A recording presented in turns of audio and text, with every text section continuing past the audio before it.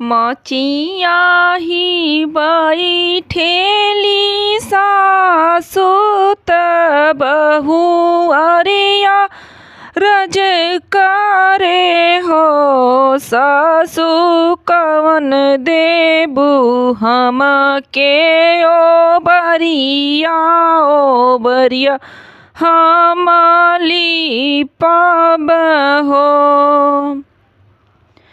मचिया ही बैठली सासु त बहू वरिया रज करे हो सासु कमन देबू हम के ओ बरिया हम लिपब हो। बोले के सासु त बोलेली नदिया बोले के सासु त बोलली नदिया ओ माई दे तू घर बाबू सवला बिटिया इनके होई हाई हो। माई दे तू घर बाबू सवला बिटिया इनके होई हाई हो। लिपि पोती लिहालियो बरियात ललना जानम लेल हो। लिपि पोती भाई लियो बरियात ललना जानम भइल हो। हे सखिया दुआरे पे बाजे बधाइया आंगन उठे सोहर हो।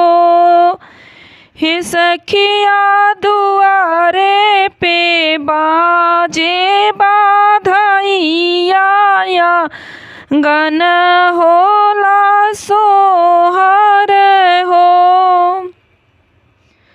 ननदा जी आव बाजावत सासु जी गावत हो। हे भौजी दे तू हम के कंगनवा भतीजवा के भाई में हो। ननदो जी आव बाजावत सासु जी गावत ओ।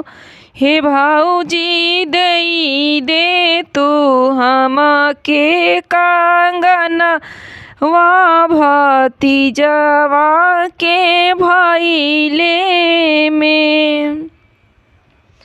याद कर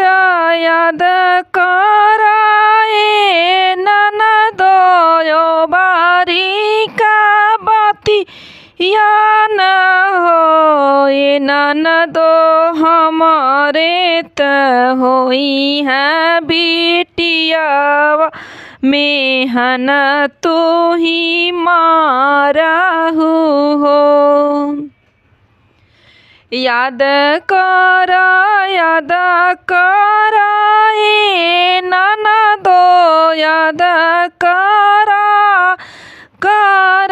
ओ बारिका बतिया न हो। ए ननदो हमारे त होई है बिटियावा त कंगन कैसे ले बुन हो।